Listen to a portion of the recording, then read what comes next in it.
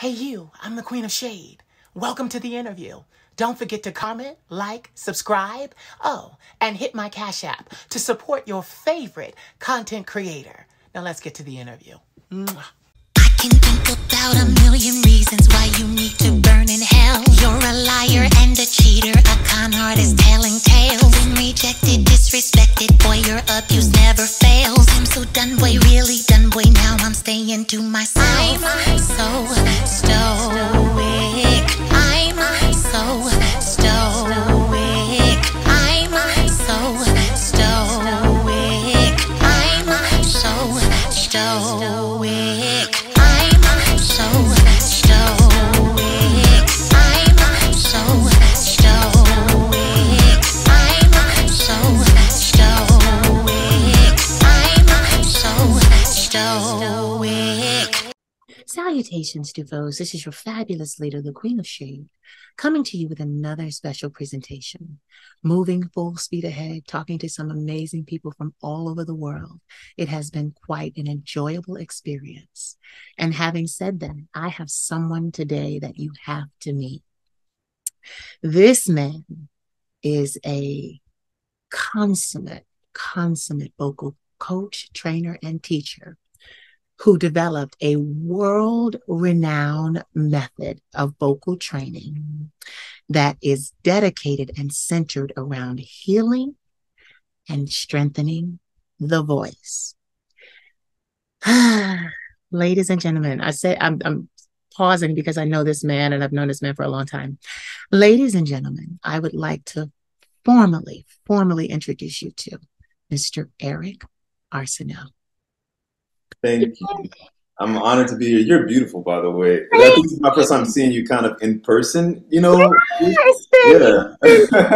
Eric, it's been years. Yeah. It's so funny because on your other profile, you have it. It's like, yeah, it says that YouTube guy. And it's so funny because I first came across you on YouTube in 2008. Yeah. So you really are. You're still on YouTube, right? Yeah, and for years, even now, if I'm out at dinner, sometimes like this happened recently at the end, the waiter's like, "Hey, I didn't want to bother you while you were eating, but I watched your YouTube videos. Thank you." So, or people, "Hey, like even I've had Uber Eats delivery people like, "You the guy from YouTube?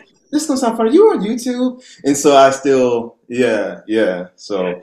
I welcome it now. I used to feel kind of like a Disney Channel star. And what I mean by that is like, sometimes you start to resent it. Like, I'm more than just that. But then I kind of embrace it now, Yeah. Well, we all know that you're more than that. But Right. that YouTube is a global platform. Yeah. But when I first started, it wasn't. Like, I mean, it was, but it was, people were like, "What are you doing?" Other vocal coaches were like, "What are you doing giving stuff away on YouTube? What is this?" Because I was on in 2006 before Google even owned it, where you could watch whole series for free before Viacom sued the hell out of them and everything. So I was on it from the beginning, and nobody was doing what I was doing covers on YouTube first. I got my first like 500. That was a big deal at the time. People from me singing like Justin Timberlake and Stevie Wonder songs, and people were like, "Man, your head voice, your falsetto. Like, how are you doing that? Do you have a vocal coach?" And just kind of as a thank you, I shared a little bit of warming up. And I was already coaching for years professionally, but it blew up because what I didn't realize was music is very, like, people have specific tastes. So some people just don't like country. Some people just don't like classical. But everybody wanted to know how to sing better. And so I had everybody, all age brackets, all ethnicities, all from Israel to Hong Kong to Arkansas. Everybody was like, "Hey," I was like, wow. So it really like exponentially increased the audience immediately. So that was just wild. This crazy thing, this crazy new thing called YouTube. And you know what's so crazy? That's how I came across you. You were Yeah. doing exercise. I was at that time, 2008, I was singing covers. I was singing my heart out, child. You have a beautiful voice. I love hearing you sing. Yeah, I've bought quite a few of your singles. Yeah. Thank you very much. But it just goes to show us that we never know where our journey is going to take us. Yeah. We never know, but what's constant? If you don't give up, if you keep moving forward, if you don't stop, you'll get to where you want to be. And that is like my motto right now, is because I didn't give up. I actually met my first producer on YouTube. I'm not surprised with that at all. Yeah. Yeah. And get it, I didn't have a lot of followers. I had a lot of watch Mhm. time. Like a lot of people would watch me, but they wouldn't hit the subscribe button. So, but I had a lot of people that watched me, and he was one of them. And he wasn't even in this country. He literally was from another country. Like, and he said to me, he was like, I've watched all of it, because I was a big on content back then too. So I had like 2,000 covers. It was crazy, singing everything. And he said, I watched all of your covers to get a feel for your voice. And then we started working together. Like, I remember he sent me a beat. It's the only beat he ever sent me that I did not have help him to custom make for me. Mhm. So it was the first one, and it's my song Game Boy. And Mhm. that was the beat that I heard. And it was very I like strings, and I like orchestral sounds. And then I love, then you use those sounds, and then you add in a sick beat. Like Mhm. Mhm. it Yeah. has to be. So he got that very, very easily. And then when I sang to it, and he was like, "Oh, you're really good." Because I went to the studio, my vocal coach. So I went to, her husband was a producer. So I went to their studio and recorded it and brought it back to him. And he's like, "Oh, you're really good." So then it gave me a little confidence to ask him. I was like, do you play by ear? Yeah. He was like, "Yeah, I do." Now this is white guy. So I'm like, okay, let me Yeah. there. Okay, this is cool. So I'm gonna sing you something, and I want to see if we can make it happen. And that was Black Stilettos. Mm. So still to this day, one of my most impactful songs. Yeah. That's So it's funny you should mention that because a lot of producers, they're pattern makers and they don't really have the musical. Sorry, I keep wiping this lotion on my it's okay. It's okay. It's I'm okay. not nervous, y'all. I put a bunch of lotion on my hands at the beginning. And I'm just trying And to. walk the dog.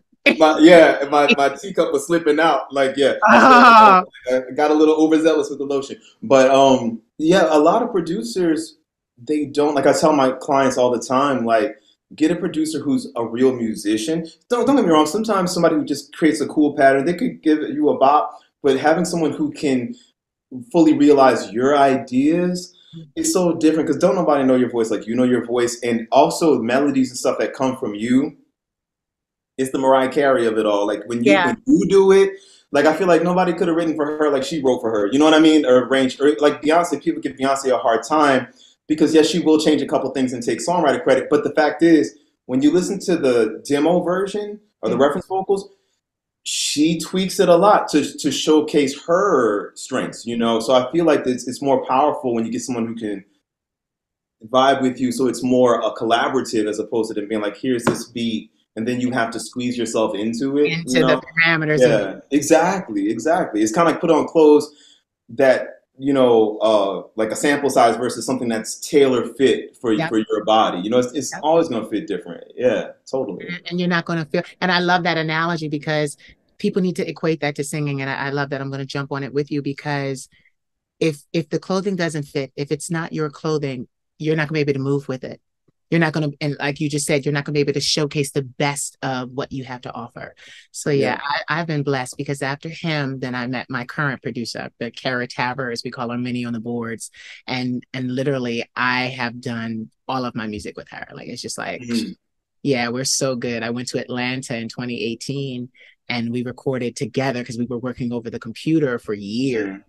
And then we actually got in a space, hugged each other for the first time, got to know each other, was in the same room. I had an upper respiratory infection, but I'm a professional.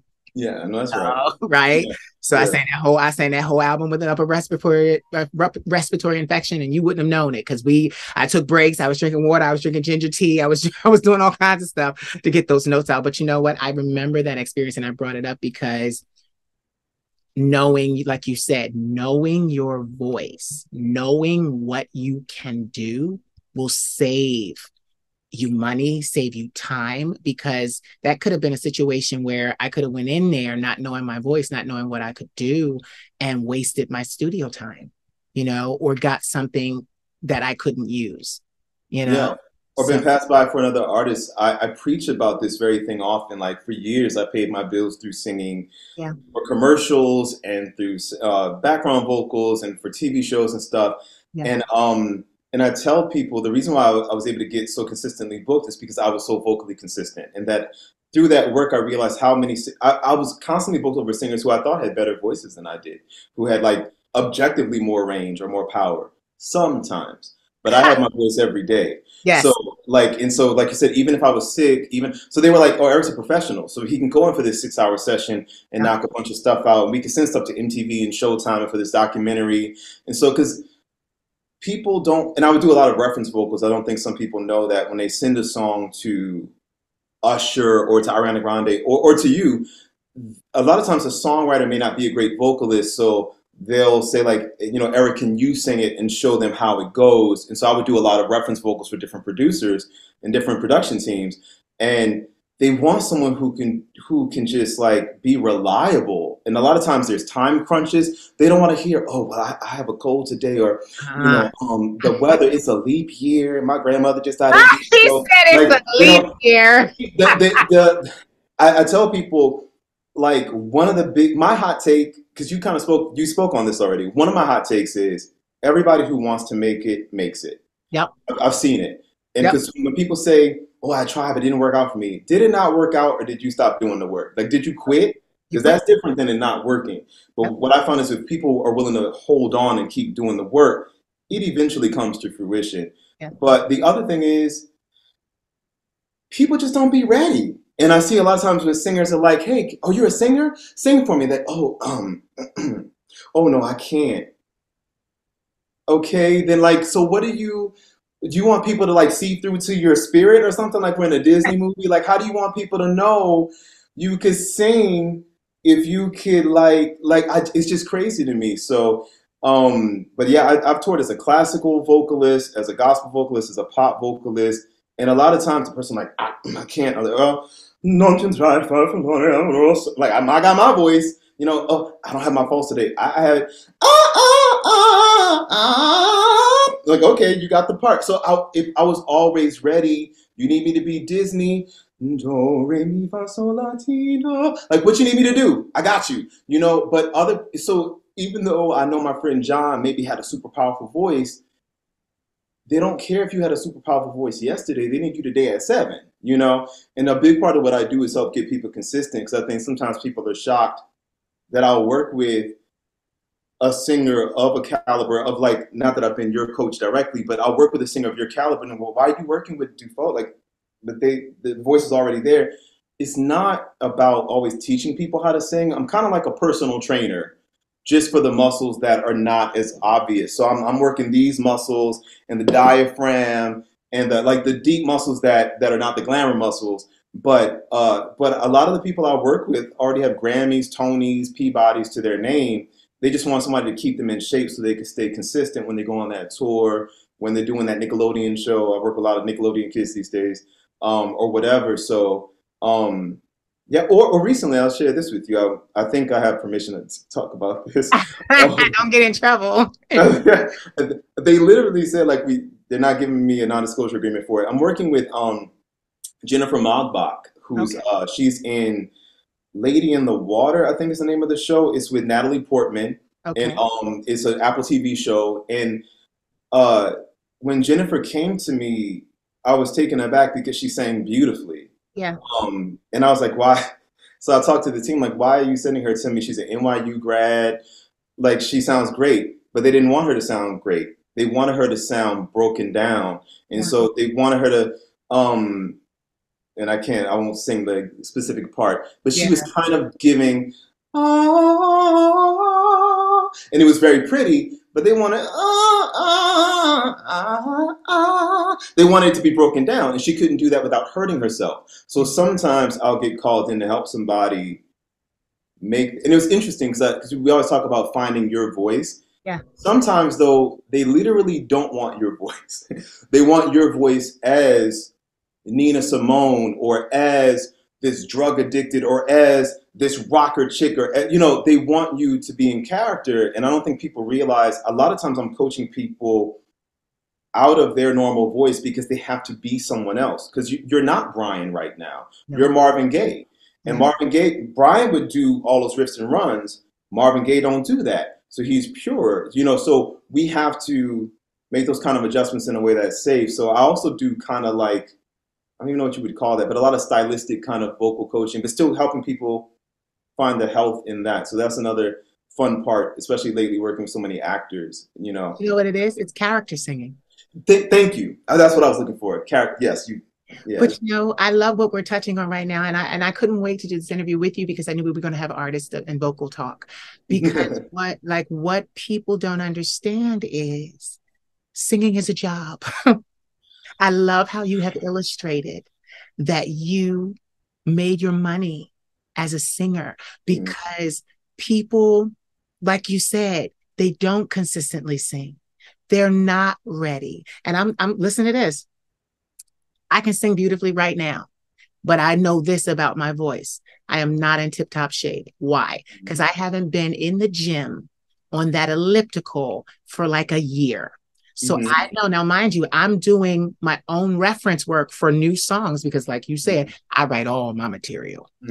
So I don't sing anything anybody else wrote because I have to really, like I'm one of those singers where I wasn't trained, like I wasn't professionally trained. So it's all heart. And I went for when the label was interested in me and I was in New York and singing covers for them at that time in background vocals.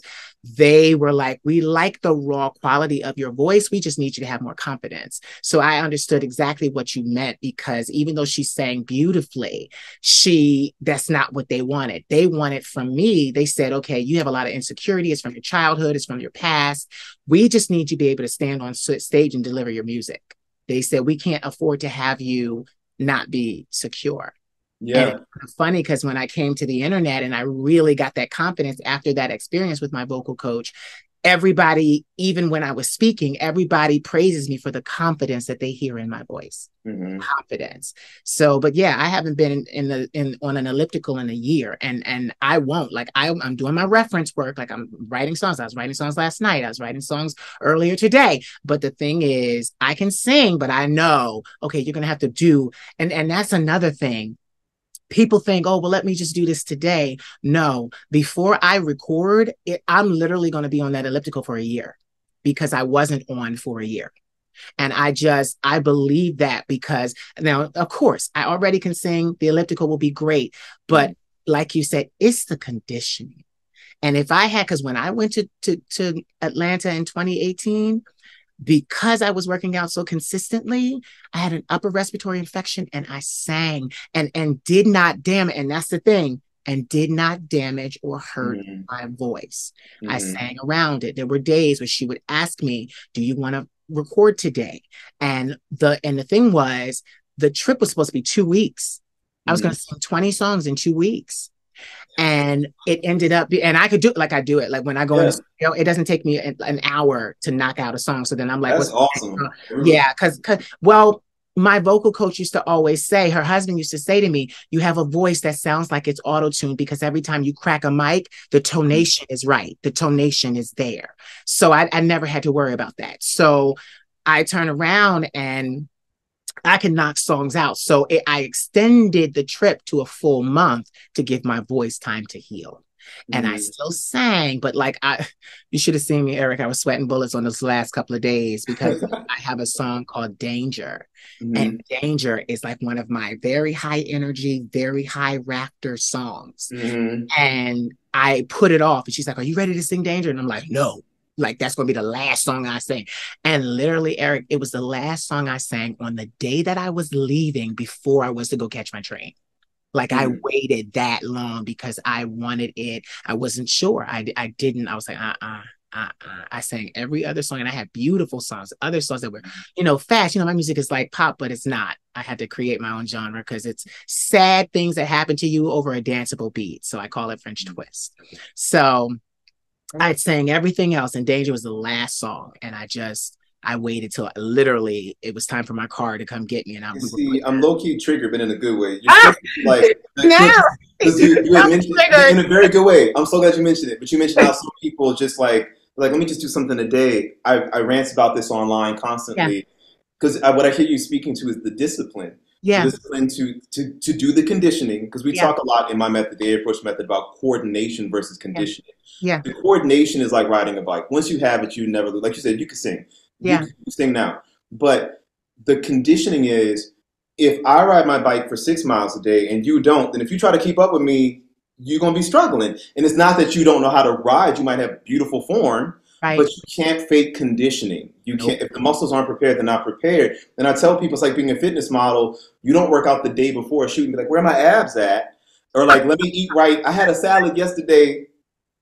Like, no, like you gotta prepare. And I just don't think, I think especially in our community, I grew up in New Orleans. And Yes. so it's a very mystical kind of Yeah. blackness. And Yes. so singing is quite literally viewed as a spiritual gift. And Yes. not that I even disagree with that, but as a result, we miss out on how muscular, how you have a chest voice muscle, you have a head voice muscle, you have interrytenoids, you have a diaphragm. Like we say the diaphragm, no, you have a real the Yeah. muscle, like you with the front and a back part to it, and you have, and so I think that we tend to take for granted the gift, and there's Yeah. this idea, oh, because it's a gift, I don't have to do anything. And I tell people, Mhm. children are a gift, you got to feed them. I can give you a car as a gift, but you got to put gas in it. Yeah. But gifts, if you're granted stewardship of a gift, it's still incumbent upon you to take care of it. Like if you Oh, get a house as a gift, if a great rich uncle leaves you a house, you don't be like, well, I'm not going to clean it, I'm not going to do right. maintenance. Like you gotta maintain. And I think that the reason why I'm able to buy my house is because I think people start taken aback at how, not that because I don't want to put that out there, that I'm so rich because then people start coming for you. Right. But people are surprised when they find out I'm a vocal coach and that I work with certain people. But a lot of the work I do that pays my bills is rehabilitation work. Yeah. And a lot of times, because people blow up off of talent, off of beautiful coordination, but Yeah. because they're not well conditioned, Yeah. they end up losing their voice. So a lot of times, Talk about that, please, because it is I possible. want to name names, but I don't have everyone's Oh, perspective. don't name names. But we know the people we Constantly, know. a common thing for me when I get Broadway clients is almost always because halfway through their run they lose their voice. It's 8 shows a week of them singing all these notes that's not lip sync. I think I can bring up Iana Crawley, winner Yeah. of Sunday Best. Yeah. I've worked with her. She's been very open about that. Gifted, Yeah. truly gifted. But at one point, she was having to cancel shows, and she got with me. And like you were saying, she had really good coordination. I was like, we need some custom warm ups for your voice type to keep you in shape, because she was just kind of riding off of her talent. But Yeah. when you get more and more in demand, the holes start to show. So you need to Yeah. really like be tuned up, stretched properly, and just singing alone is not a warm up. It's part of it, but you got to really get, and each person has individual needs. And part of my work is being like, okay, what do you need for your voice type? Because you and I have different voice types. You know what I'm saying? So how do we stretch your vocal muscles in such a way where we can get you up in the rafters safely? And that way that Dufault is known for this, Yeah. how do we let that shine and happen in a way that's consistent? So I wouldn't train you the same way I train me, because we're not the same person. Even if you have a brother or sister and y'all are similar, you're still not the same. You may not have the same goals or the same style. Your sister might want to do rock screams, and Yeah. that'll be a different kind from that really crystalline clarity of your voice. Yeah. So we have to do different things depending on what we're aiming for. But yeah, I just wish the thing that breaks my heart about vocal injury is that it's devastating to the person. Yeah. It's not just their voice. Mm. Vocal self-esteem is a thing. When a singer is without their voice, Mhm. they fall into a depression. Like pretty Mhm. much always. Even if they know it's something that'll pass, like a cold or something, it's like it gets you down.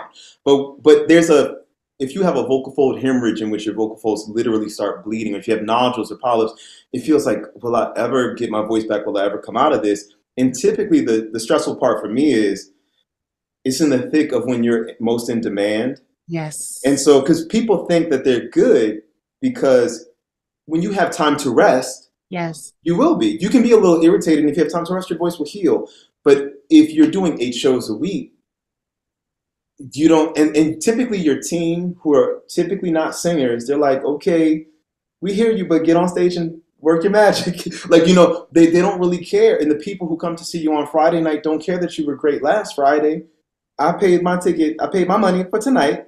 I want to hear them notes. I don't want to hear you lowered an Exactly octave. like I heard them last Friday. It's a thing that people don't want to hear you struggling, and they'll talk about you bad. People have their cell phones out. They'll post you online. Mhm. And so a lot of times what I want to tell people is like, look, you know, Sandra just needs a month of rest. Yeah. And they're like, you got a week and a half. And Ooh. she got to sing at the Clive Davis Grammy. You know, that's a common thing. So I have to I just finished a lesson before getting on with you with Louis Cato, who's the band leader for the Tonight Show. Yeah. And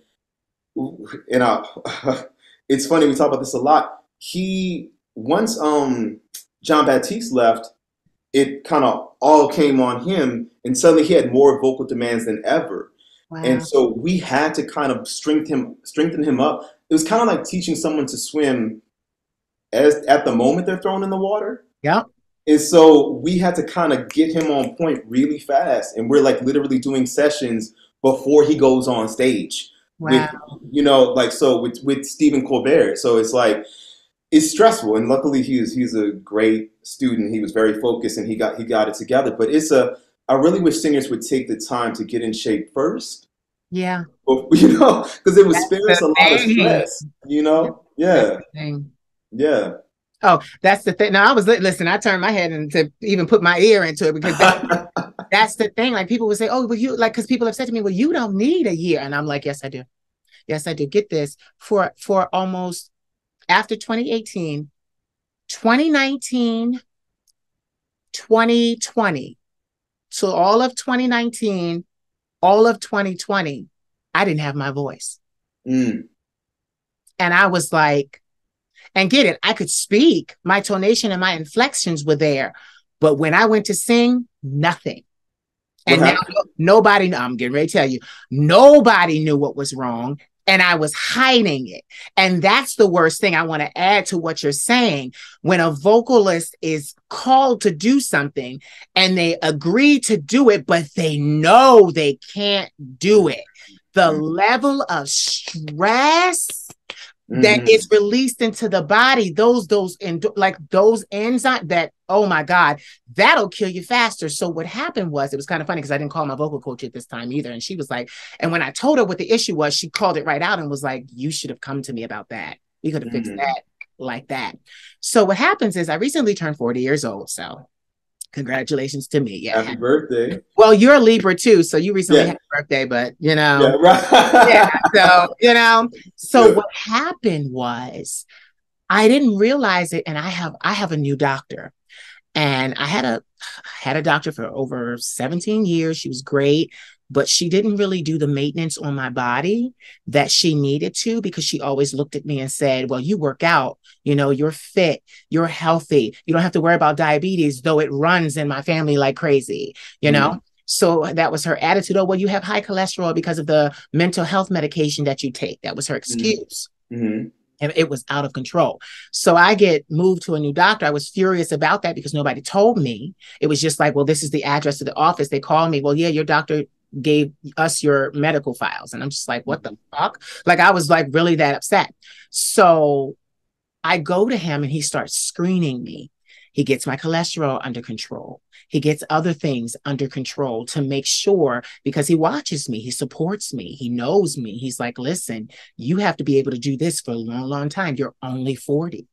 And it's even kind of like a blessing to me, because where other vocalists have been using their vocal ability all their life, and they get to this time and you never really lose your voice, but you can tell that it's a little worn. I don't have that wear and tear on my voice. So it sounds still very pristine and very youthful and very young.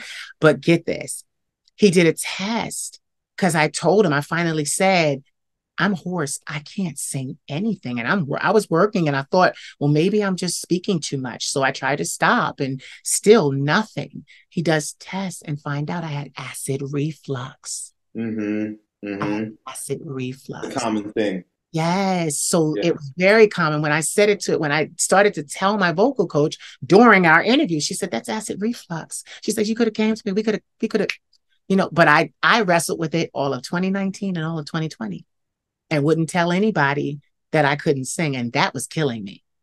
Yeah, LPR, because laryngopharyngeal reflux, I mean, I imagine you didn't have pain, which is No, probably, no so pain. it's sometimes called silent reflux because you Yeah. don't feel like a burning. And Nope. it's also called singer's reflux. And it's not that we get it more, but Yeah. we notice it more. Yeah. Because we know it's like, them high C's ain't ringing out like they used to. And so we clock it, we catch it more. So I'm glad that you're able to catch it because that can wear stuff down and be a Yeah. precursor to other worse conditions. But it's a common thing. And so I know sometimes they give you medication, sometimes dietary.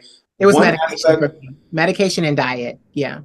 another aspect to throw at you that's interesting that we're learning is that for some people it can be diaphragmatic. It can be your diaphragm can be strong in one place and weak in another. So we have, for example, like the costal diaphragm, which is in the front. We have the crural, which is in the back.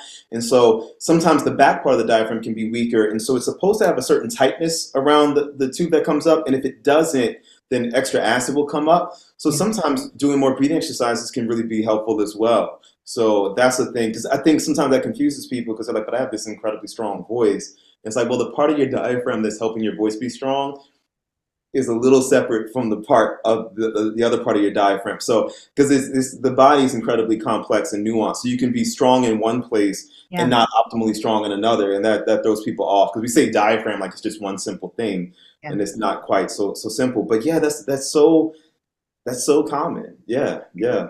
He fixed it. It came back. I was like, like literally in all of 2019, all of 2020, I was like, and you're right. The stress of me knowing, and I'm like, God, I gotta praying. I'm like, God, there's still so much music in me.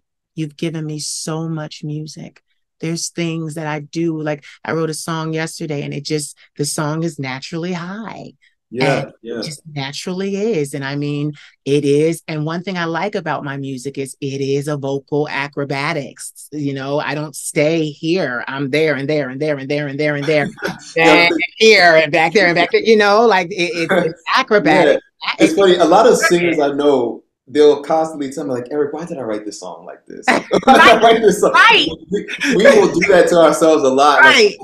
Like these notes are crazy. Yeah. I wrote this though. Why did I write this? And Right. someone coaches a ton of studio sessions and a lot of rehearsals. Yeah. I hear a lot like, Eric, why did I write this? Like, why'd you let me write this like this? Right. Why'd you let me write this? But yeah, I'm glad that you brought that up, and because it is terrifying especially when you don't know why. Yeah, I didn't know your why. imagination fills in the gaps. Yeah. And that really brings the stress higher. And stress affects vocal fold production. So I have anxiety disorder. I have acute anxiety disorder too. So it was like. And what's funny is I have had to do with PTSD from my surviving of Hurricane Katrina, and also I started having anxiety and panic attacks, like very severe, to the point where, so the truncate, I know but for people watching in case they don't, I was trapped in an attic for 3 days with my family. We had to be airlifted off the rooftop by helicopter. Not everyone in my family made it all the way out. So we had to stay in Houston for funerals before I moved on to DC. So, and in the name of, white Jesus, we just kept going and like, oh, we're good. And what's funny is it later came out that everybody in my family was struggling. My mom was having night terrors, but we were all keeping it a secret because, we being strong, right? And I was having panic attacks. I would start to sweat profusely, couldn't breathe, and I just wrote it off. And part of what made me go and seek help and make me realize I need to do something about this was it began to affect my voice. Yep. And so because your nervous system, your voice operates best from a parasympathetic place so we have fight, flight, freeze, or we have fight, flight, which is that like, okay, and we need that. We need it as humans. It's not good for us to live in that perpetually. And when we have anxiety disorders, we tend to stay in that like high alert. I got to defend myself. It's me against the world. It's not a safe place. You're not even if logically, you're fine. Your body is like, whoa, what's coming?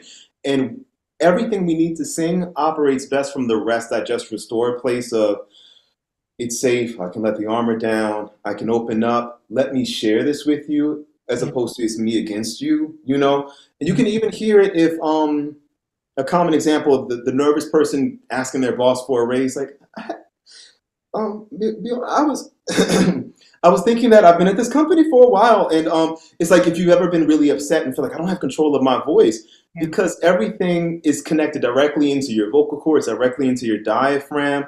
It's not the mind over here in the body. The mind and the body are inextricably linked. And Yeah. so when your nervous system is dysregulated, you can't possibly tap into the fullness of your voice. Doesn't mean you can't sing well at all, Mhm. but you can't. That's why some people, back in my old days, I was signed to a big management team, and there was an artist who had to take a swig of something before she would get on stage. Yeah. And I'm not gonna say her name because she's a known person, but she would have to. Uh, but she would. A lot It of was them the only way do. she A could. lot of them do, Eric. Yeah. Yeah, or they would have to smoke something. Now the Yep. thing is, I can't smoke because my voice is too heavy. My range will go, you Yeah.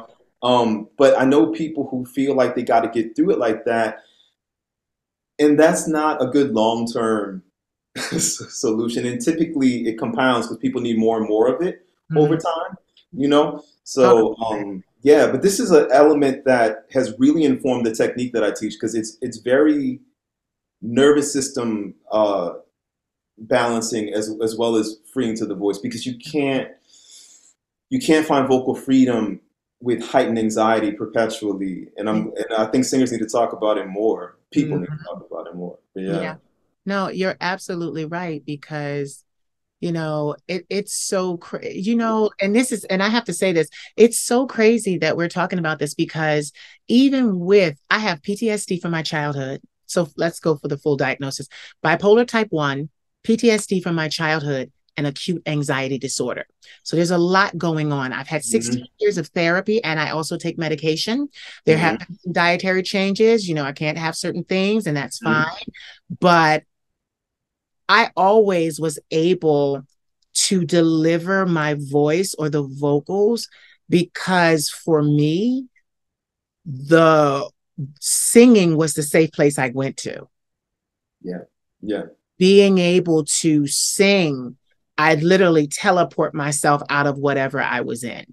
So that like it always became, and it was so crazy because sometimes some of the roughest times I've had here in the UK and in Paris as a young model, it was very very stressful, and my inner conscience, inner being, every time I got really really scared or really really nervous, it's the funniest thing, my spirit or my ancestors would tell me sing.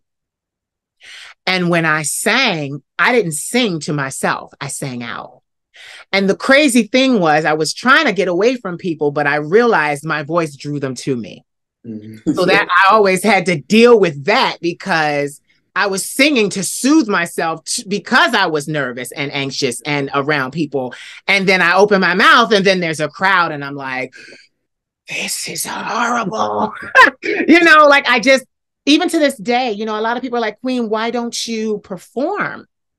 And I'm like, honey, because it gives me anxiety in ways you would just never believe. So many artists, so many Never believe. mainstream famous front and center artists. You'd be surprised, from Barbara Streisand to Brandy Yeah. to Beyonce has talked about it. Even in the classical world, I love the book, The Making of a Voice, I think it's called, by Renee Fleming, one of Okay. the top sopranos ever to come out of this country. She talks about how in the beginning of her career, she hated it. And she Mhm. had to learn she had to fake her way into authentically getting comfortable. But you won't believe how many times I hear from singers, y'all know, we're either here in my home studio or through the computer, through Zoom, FaceTime, whatever. They're like, Eric, why am I doing this if it makes me feel this way? Because there's Yeah. so much anxiety. Because there's a sensitivity and the urge that we have to express ourselves. Yeah. It's kind of a two-way mirror in that it's a vulnerability that is magical, Yeah. and we need it. It literally lowers blood pressure. It literally regulates the nervous system.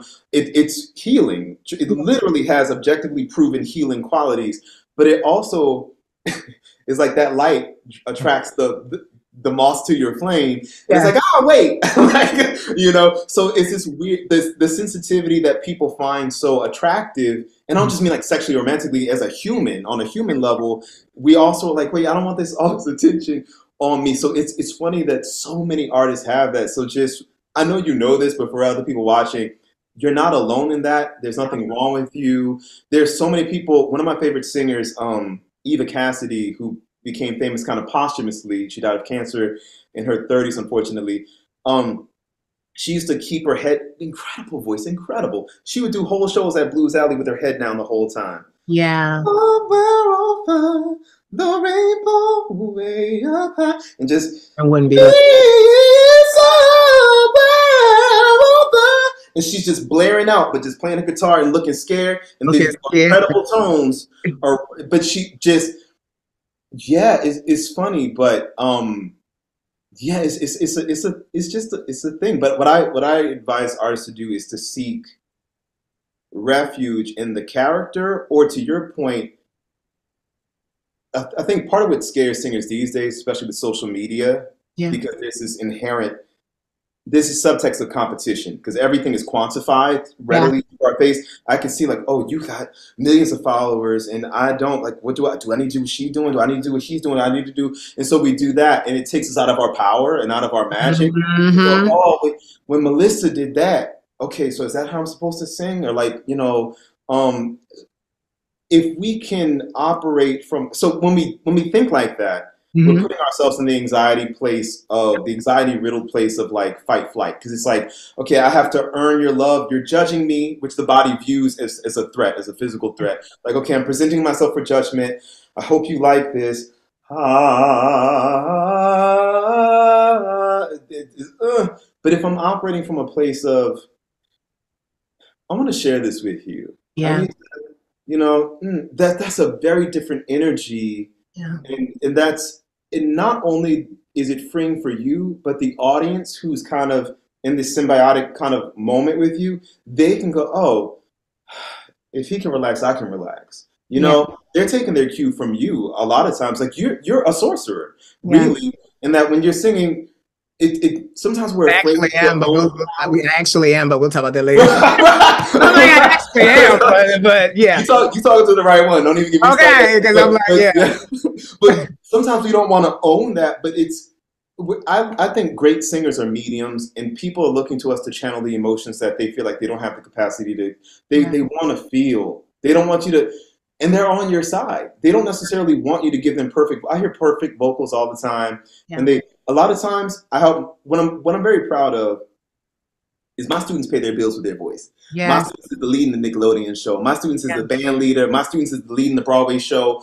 Or even if they're not the lead, they get steady work, in the show. And part of the magic that I know and how my students get so consistently booked is that sometimes we have to break the voice a little bit. And what I mean is, it can't always be, this perfect singing like this, and I'm right on the note, and this is here.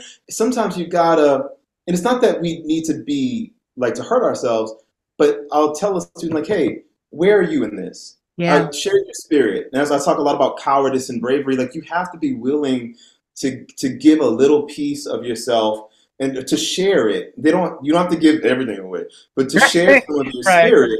Yeah, because people will suck you dry if you let them. But especially in this industry. But you have to be willing to share a little bit. And I've seen it happen over and over again as someone who wasn't naturally gifted, who started getting booked over all these other people. I realized, I tell the story a lot of my first classical audition, how it was, for 2 years I was a professional classical singer. I did a lot of work. I found it artistically stifling, but I was quite successful in it. And I remember my first audition, in the classical auditions, you could hear everybody because it's opera. So I could hear all the guys, and I realized as I was hearing them, I was like, I'm gonna get it. I'm gonna get this. And I knew it because everybody was trying to show how big their voice was, how powerful their voice was. And I realized nobody was telling the story. And you're kind of making fun of a nerd, basically. And I was the only one who was, I was the only one who was, I was like, and I got it. And I continued to book over other people. And I was like, they have incredible instruments, but until they have the paradigm shift, and I experienced the same thing with my R&B. I had fallings out with friends who loved me when I was like the struggling one. But once I clocked this secret of like imbuing my voice with me, with my spirit, then I started to get booked for everything. And I was like, wow, I did a lot of work with Noah Silver, Yeah. who unfortunately passed a few years ago. But with him, I did a lot of work for like things for Showtime, MTV. You might hear my oohs in an episode of Teen Mom, you know. Yeah. Like, you know. Right. Right. You're out there. You're out there. You're out there. Sometimes you're literally just singing vibes, you know. Yeah. You know, whatever. But there were times where, and normally I'm not like this, but there were times where I had to ask, like, why did you pick me? Like, why not Nick, who has this incredibly powerful voice, and why not Michael? Like, why, like, he has so much range. Like, why'd you pick me? And it was like, well, we're getting paid to manipulate the emotions of the audience or to guide them in how they're supposed to feel. Mm-hmm. The audience doesn't give a damn about how perfect the voice is. Yeah. Can they feel you or not? And the directors, especially working with so many film directors lately, they're very specific on, I need this vibe. I need this feeling. I need this feeling. Like I said with Jennifer, her voice is gorgeous. But they're like, well, we don't need gorgeous right now. We need broken down and falling apart. That's what we need right now. And so for this moment. And so part of what liberated me as a performer was, if I had to go up there as Eric and if I had to be perfect and do the run perfectly and do nose perfectly, that's terrifying. But if I had to come up as a human telling a story to another human, like, let me share this with you. It's not for you to like or dislike. This is just the truth, or my truth at least. This is I was dreaming of the past when my heart was beating fast. I'm just telling you, like, I'm not trying to.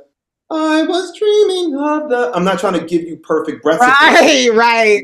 Because then the audience knows the difference, because then they look at you and they're like, okay. Because they can't. The audience knows the difference. Yeah, they know. And that's what I try to tell people. We're not singing for other singers. So it's easy, especially with social media, to get caught up in this vocal Olympics, and we have the They Got Range. And I love those kind of pages. It's because we as vocalists, we understand when I hear you do high notes and when I hear your upper register, I know how impressive that is athletically. Yeah.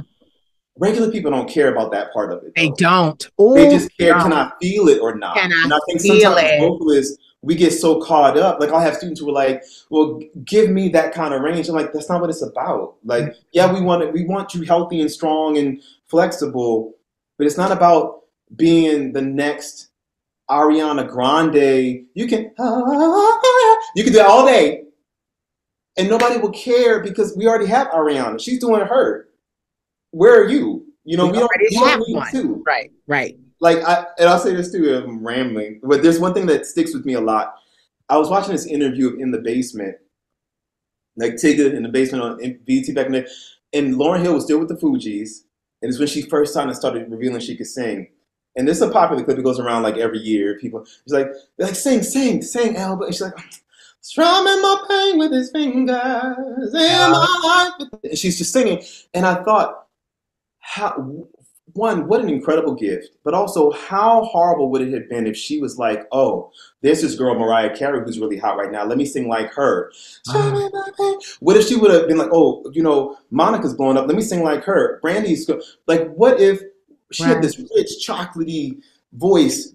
What if she would have been like, nobody sounded like her? And what if I feel like if she was around today, from what I'm seeing today, she would have thrown the magic, which is the uniqueness of her gift, away. To be like, oh, I need to do what they're doing because they got all these views, they got all these hits. And I see it a lot, and it breaks my heart. So I'm like, when I first started coaching artists had this fire of like, I don't care what the labels tell me, I'm going to be who I am.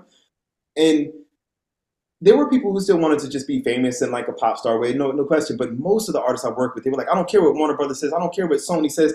I don't care what J Records says. I want to be this person. And there was this kind of renegade, defiant. And now it's like, Eric, when I look on TikTok, so-and-so has 5 million views and she sounds like this. So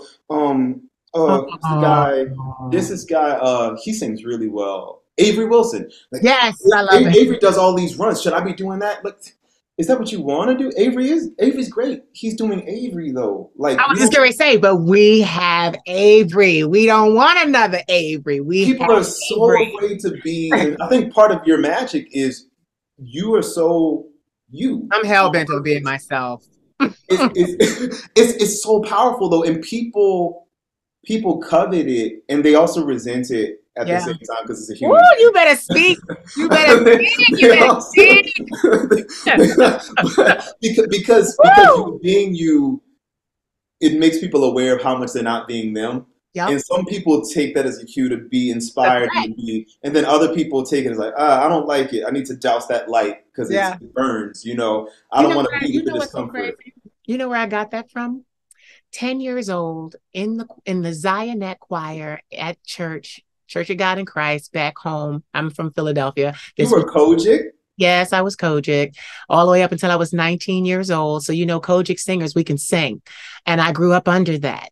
And I never showcased that. Now, get this. I remember at 10 years old, I was given a solo by the director of our choir, 10 years old, which was so crazy because my mother and father were never in my life. But for some reason, she was at the church this day. And she's Jehovah's Witness. So I don't know why she was there. Oh, But wow. anyway, she got to hear me sing for the first time. So I always, like I said, I always sang to myself. And then the director says, I want you to sing this song. And the song was His Eye is on the Sparrow. And he played the song of another young man, my age, singing it how he wanted me to sing it. Mm-hmm. So what happens is they realized that my voice was very lyrical, very soft. Yes. So they put a young lady, same age, who was a soprano, but she was a belter. They're real strong. I loved, and I get it, very high voice. So our tonations were in the same area. So, but she would, 10 years old. Mm-hmm. And what happened was, as I'm singing, because I opened the song with my first verse, and then she took the second verse, and then we duetted. And I'll never forget, we get to the bridge and we're singing. She's going off. And as she's going off, my inner spirit just shifted. And I started doing all of these light tonations. Yeah. As she was the loud, I became the soft. And as I just sang, when I'm all alone, he watches. When I need him, he watches. And I'm up in the rafters, but it's very lyric, very lyric. And everybody started to cry. The director he walked away and started to cry. And get this, my mother cried, the whole church cried because they had never heard me sing like this. They had never heard me sing. I had sang like this all the time. So get this, imagine that you're in church and you're finally getting validated. But I did that. The whole church was like, oh my God, this is amazing. They had broke out in praise, like, wow, this is a beautiful gift that he has. And then they took my solo from me. And the young lady sang it from then on. And get this, I had a young man. He was a prophet at that time. He said before I went to college, he was like, in church, you hear them calling for all different kinds of singers, every single singer. I wasn't part of the in crowd. But I was very heavily, like, they coveted my relationship with God. I was very spiritual. I was very in tune, but that was just, wasn't more, like you said, wasn't more so about white Jesus. It was more so about, I knew God before I even stepped into that church. So I was already operating in a lot of gifts, and they saw some strongness with me. I get that, yeah. So, yeah. So turn around, and he said to me, he said, you wish that they would call on you. You wish that they would allow you to sing because you love to sing. And I usually, when choir, like the mass choir would sing and different things like that, I'd sit, in the seats, and I'd sing with them in the back of the church. And always, whoever was sitting in front of me would always turn around and say, you better sing. Like, right. And I would just look, and that was my attitude. I was kind of indifferent about it. I just was like, they don't want it here, but And the funny thing is, the prophet told me, he said, you're going to college now. Keep singing. I don't know where she is today. And the thing is, I do kind of slightly, because I see them on Facebook and stuff like that. But my point is, she's no longer singing. Yeah. I'm still singing. Yeah. You see? Yeah. So it just, it's unfortunate that people want to sound like other people. I said that to say, piggyback off of what you were saying. I'm very defiant. We have Avery Wilson. I'm not Avery Wilson, you know. We Right. had like, and when I got to my vocal coach, her husband always said to me, he said two things to me. He said, "You're very blessed because you don't sound like anyone else." He said, "If you sounded like anyone else, it would be the nail in your career and in your coffin." And then he would say to me, "You have a voice that sounds like it's auto-tuned. You're very," so that's my thing. I was recently sharing my voice with some of my friends from high school, and they were like, "Oh, you sound really good. The auto-tune is really great." Shit. Yeah. And I was just like, and you know what's so funny? I'm 40 now. I Yeah. didn't care. I didn't care. Yeah. So the point of the matter is, I have stage fright. I Mhm. performed, and when my album came out in 2018, I performed at New York Fashion Week for a friend at their show. Yeah. And I was scared shitless. My whole body was shaking. My legs were shaking, everything. Mhm. But like I said, I'm a professional. So from like midsection, Yeah. I Yeah. I didn't, it was no, you couldn't see it. I feel you. Yeah. Yeah, Yeah. and I sang I'm saying this. Technical training is good. Like you said, technical training, it's great to be technical. But technical training will not bring the masses of followers and adoring fans that these young kids want. Yeah. Yeah. And I recognize that. And but I always had my vocal coach and her husband there to tell me, like, just be you, just be you, like just be you. So, you know, and it's kind of funny because I'll hear people, not saying no names, I'll hear people try to emulate different inflections in my voice. Yeah. And Yeah. the crazy thing is, I'll get followers that come to me and say, "Is this you on this song?" And I smile. I smile. Eric, I smile. And I say, "No, that's not me." I said, "That's not me." I feel And you. I leave it. Yeah, I leave it. I love my voice. I remember praying at 8 years old to God, saying, "Please don't ever let it change." And it never changed. It never changed. And you're right. We really are sorcerers, you know, because Yeah. Yeah. literally I'm a prophet, shaman, seer, healer, medium. I got all those gifts too. And you understand that being from Louisiana. So, you know, I do all of those things. And you're right. My voice is my lure. It's how Because I get my I audience. rarely express this publicly because it scares people, Yeah. but to me, it's obvious that the voice is an expression of our life force energy. It's Mhm. how you knew something's not right, my voice, and you found Mhm. out, oh, the acid reflux.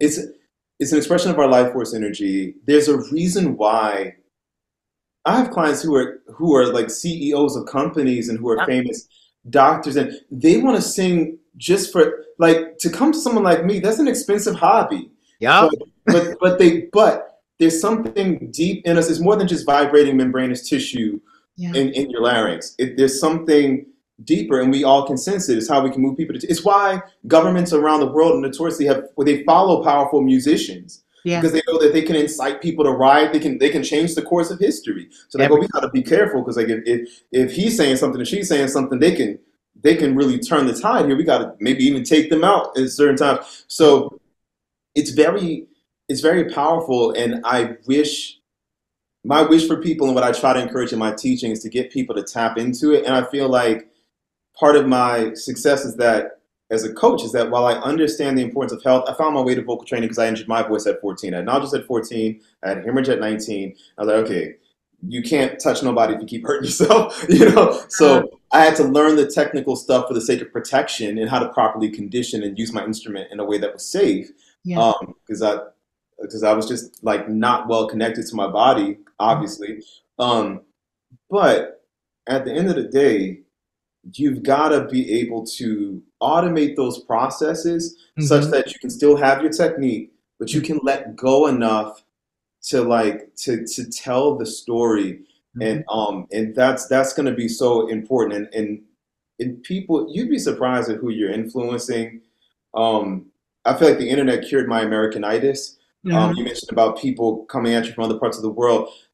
It's really made me aware of how like I had people doing covers of my songs in my old life. I was signed to J Records for like 2 minutes and Yeah, signed I to Full do. World Talent. In my old life, when I had music out, there were people doing covers of my songs in Japanese cafes, and I was like, "What the hell? Like, well, how? Like, this is wild." Oh, I taught at a boarding school in DC for a while, and I was able to quit because my first independent albums had a distribution deal in Japan and Korea, and people were like, How are you able to quit? You're not famous." I'm like, "Not here, but I'm in magazines next Exactly. to Christina It's a Aguilera in Germany, you know what I mean? Like, and so it was just kind of, but so it made me realize, and like the Nigerian support that I've gotten. I Yeah. feel like if they found out I was gay, I don't know if I would still have it. I don't know. It's kind of illegal to, but I get so much love from other parts of the world, even when we've had like recessions here in the States.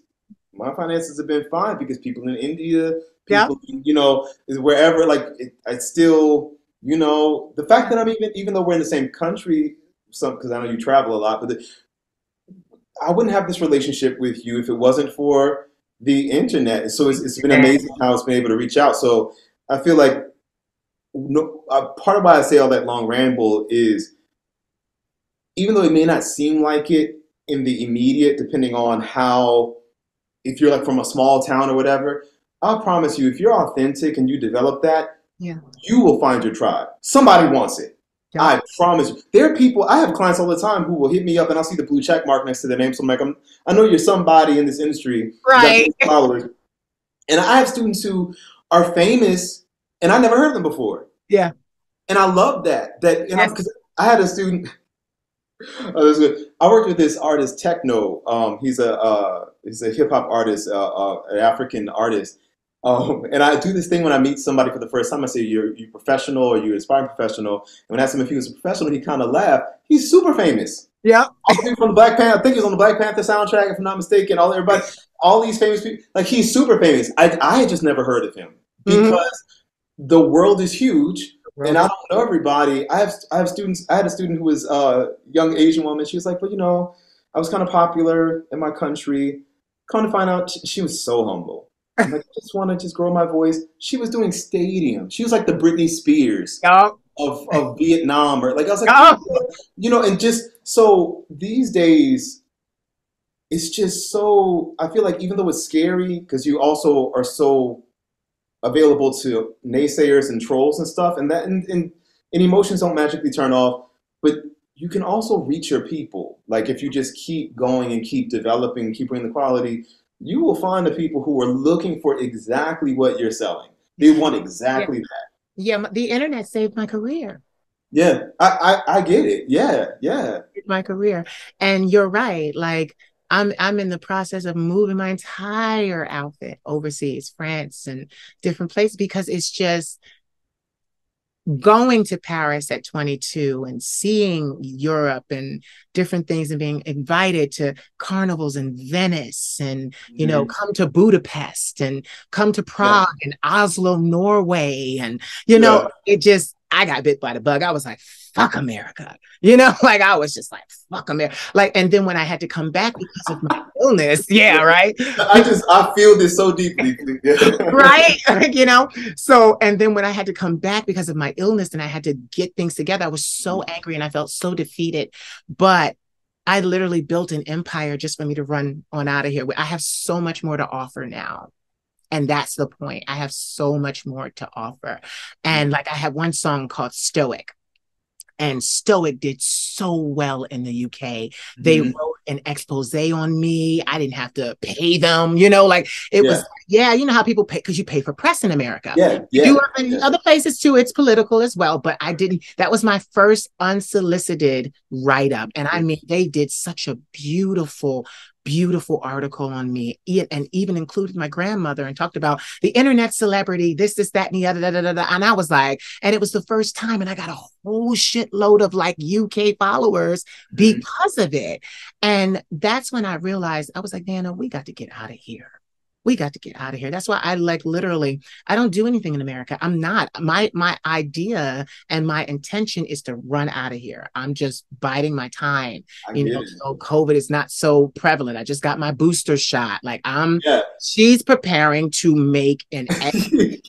Like, literally, she's you mentioned Budapest. I had just gone to Budapest for the first time. Yeah. Budapest as they would say. For Beautiful. the first time right before COVID hit, and Yeah. I'd gone to London, Yeah. Budapest, and Paris, Yeah. in part to just have fun, and I know a lot of people out there, but two, I was scouting because I Yeah. wanted to do more international um, performances as well as teaching. Because Yeah. in the opera world and in the jazz world, it's normal for teachers to also perform. It's not Yeah. a unusual thing, you do both. And Right. so, and I was getting all of these people saying, "Hey, we want to do this stuff," but then of course, COVID happened, Yeah. and then they were like, "Y'all, you dirty Americans, can't come over." Right. You know? Right. Get out of our country. Right? 'Cause I love the Montreal, in Canada, the Montreal Jazz Festival is wonderful, but they were Yeah. like, "Y'all stay y'all." COVID denying. Yeah. I was Yeah. like, I got my boost. They're like, no, you stay, Yeah. but I feel you, and and also because of the way the world is now, you can live the life you want and still reach your audience from wherever the hell you feel like being. As long as you have an internet connection, you could do it. And yeah, I get it. And I loved the vibes in all those places. I can imagine I wasn't out there modeling, but It was hard, Eric. It was hard. It was hard. I was starving myself. And that makes me think about what you said on YouTube years ago, having a weight restriction in your contract like that. I was killing myself. I was like, no, I can't do this. Yeah, and because I know we're nearing the end, but I'll throw in like I was in eating disorder recovery for 5 years. Yeah. So because I was at one point really lean, and I was like, "Oh, you're so healthy." I was like, "No, I wasn't. No, I wasn't." Like my hair was falling out, my teeth were loosening in my mouth. I was having because of YouTube. Yeah. I've never spoken about this publicly before, but I started getting hit up from all the networks, MTV, CW, all these people. I won't name specific names, but Right. all the networks. I wasn't out in LA or New York pounding the pavement. They were coming to me because of my videos, and they were like, "Hey, we want you to read for this part, this part." But they were always like, an already very lean me with like abs, visible abs and everything. They're like, if you could just like 10 more, like 10 more, like 10 more pounds, it would be like perfect. Stuff isn't, people don't realize, I think it's a little different now because we're more aware now of this kind of stuff. But at the time, you were contractually obligated to they were like, "Oh, this is perfect. Now you're going to stay this way. You got to," because they were very particular. And what I heard a lot was, I'm going to be very crass, but I was explicitly told this by somebody for like a teen show. And I'll be vague on purpose. But the woman was like, "I would fuck you. I would fuck you. But you got to lose those big prison muscles if you want to be on the show." She's like, "Because white people," because like, I'm not white. I'm a Persian girl. This might be giving away who I'm talking about. But I'm a Persian girl. But white people, they want you skinny. They want to see cheekbone. They want you really lean. And what I kept hearing was, if you want white people to accept you, or it was, and this is really messed up, and I don't think people talk about it enough. It's like, Eric, when you're really lean, you're giving like a mixed aesthetic, and that's really in right now. If you gain weight, you look more ethnic. Yeah. So if you could just be really lean, and so it was proximity to whiteness. It was like you're skinny. You're telling the truth, Eric. I'm sad to inform you, it's still the same. That's still the same. Yeah, that I'm not surprised, and that is saddening and disheartening. Look at who gets work. Look at who gets work. We have this amazing. I'm gonna say this, and I'm gonna get in trouble because I love this boy and I champion for this boy. And this boy, he's a man now. He's so gorgeous. Avery Wilson. Avery Wilson he's a larger man. He's not some skinny mini. He's not. But his voice and his body and everything make him him. And I just would like to see him do more work. Now, yes, travels background vocals for Christina Aguilera, does interviews on popular shows, does all kinds of things. But I don't believe in when people say, "Oh, somebody's underrated." See, me knowing the business and you knowing the business, I'm like, they're not underrated. They just didn't receive a budget for promotion. Like they're not being pushed. So, it's not that he's underrated, but Avery should be doing everything. Avery should be on Broadway. Avery, I champion for that boy, because I just have never seen a more powerful singer with such a range. But this is the thing. Avery's not a skinny man. And I know in my heart, if he were skinnier, if he were, let's say, a Mario, a Trey Mm, Songz, mm. Omarion. These are thin men with You know, it's muscle. funny. I never even thought about that, but I mean, but based on what we've been talking Like, about, yeah, I can see that because he's also not somebody to me who's big, but also at that time, I was not either at all. But yeah, I was too muscular in a yeah, way that they was like it's giving prison is what basically yeah, they were saying. And so for people who followed me, they know like for 5 years I was like this yeah, trying to heal because I didn't even know how to like listen to my body for when I was hungry and full. I yeah, went through intuitive eating program and like yeah. kind of like an 8-step program. And so and it took me years to kind of get back on track and to be able to even feel myself again. Like how do I know how to nourish myself properly without but one thing I learned, I'll tell you this to your point, when I was on like the brink of death, Yeah. the opportunities were pouring in. And Yeah. it's also a mind fuck to feel like to look in the mirror and feel like I feel so regular. I don't feel special in this way. I'm also getting constantly critiqued, but I'm Yeah. also being told that all these opportunities are happening because of the way I look. Yeah. And it was very, yeah, it was even as a vocal coach, the first manager I had as a vocal coach was like, um, he was like, I've never worked with a vocal coach before, but my girlfriend saw you and she liked the way you look and her reaction was so strong. We could do something with you. Yeah. MTV. I'm not gonna say who. MTV wanted me to do a show. I just had a death in my family, so I had to turn it down. I was like, I'm just not in this place. They were like, oh, we really wanted you. Do you know someone else? I was like, I know a lot of great coaches. I referred them to someone else who I thought was great. Their response was, Eric, we really wanted you because you were camera ready. Oh. This other person, then the woman was a larger bodied woman. Mm-hmm. Not even that it's about that. She wasn't even that big. Even though if she was bigger, she'd still be worthy. But my point is, they were just like they made it clear. And so I even had a complex for a while of like, do I even have talent? Yeah. Because if I'm just, it's just so weird because they kept making that the forefront. But I tell you, the 5 years of having been bigger and still doing so well, it was healing for me to realize like, oh, Yeah. even in a larger body, I could still overcome, all of the foolishness, and it's sad, but I do think it helps that I'm lighter. I'm not saying it's a good thing. Tell the truth. You're telling the Yeah, truth. it's a thing. I've heard it from people and from black people too. Mm-hmm. I'm a certain type of black. Mm-hmm. I'm black, but I'm just enough to, to where like, oh, this is kind of taking the edge off, kind of You thing. said it. Mysterious black. When they think Louisiana, Yeah. Creole. Mhm. So they Yeah. like, And oh, they were like, let's play that. Let's play like even I don't know how it is now. It's probably dry, but when my hair is wet, I basically wanted me to put product in my hair and have my hair be a certain way, and they were very specific about. That's one thing I hated about being signed to just. It's really unhealthy, like yeah. for and it's I walked really away. I didn't sign. I walked away. He was furious. My A&R was furious. That was the time when they had A&R. They don't have them no more. right. But Right. look at this. I have a confession to make. I haven't modeled in Paris in 18 years. I still don't eat regularly. Mm. I'm working on it. I'm in therapy, but and my therapist always says to me, eating is not a reward. It is a necessity because I only eat after I've done a good job at something, which would have made me great in the industry that I work in because I was reward driven and I would do my best. I would show out. And then my reward was now you can eat. And people would say, oh, but that's so crazy. Da, da, da, da, da. That's the life of a Black person. I tell people, look at almost any actor, actress especially actress, but even Yeah. the actors, Yeah. if as they start to become more mainstreamly famous, Yeah. Kerry Washington, they get Yeah. scared as they Here. as they get into the white spaces. I was explicitly told flat out, like this is what white people want, Yeah. and so like this is what like And I know it to be true.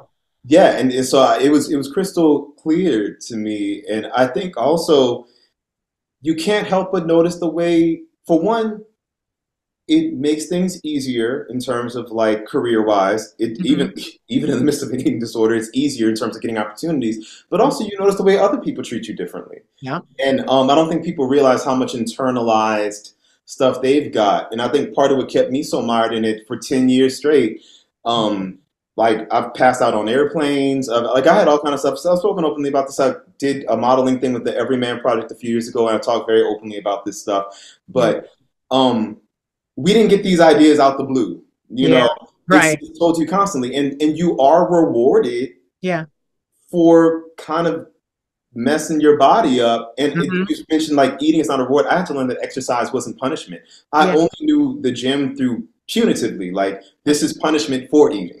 You know, so it took me forever to find like enjoyment in working out again. I was a very athletic kid, you know, and it was the fun of it, the fun of being a gymnast, the fun of throwing a football, the fun of exercise. And I got to the industry when people would say, "Oh, I love working," I'd be like, "You a fucking lie!" Like, I know you lie because I was just punishing, trying to get my body to stay in this precise, perfect place. You know, and on YouTube, I had videos where you can see them to this day, where half the comments are about, and they're compliments, and I know they mean well, but they're about my appearance, and all that told me was, "Oh, I can't let up. I got to go a few more days." Like there's, I wouldn't leave my house if I wasn't looking right. Like, you know, and by looking right, I mean, that might require 3-4 days of not eating just to make sure that I'm like presentable in the way I'm supposed to be presentable. But again, what has always kind of been my North Star is if it starts to mess with my voice, I'm like, no. No. It's like, they're not my baby. No. I'm my baby. When that starts, when you start deteriorating to the point where your body can't sustain. Turning on itself. Then I'm like, okay, it's time to we gotta do something different now because we go too far. Because I was like, I wasn't trying to be a model or an actor. The whole point of me getting in here was to sing.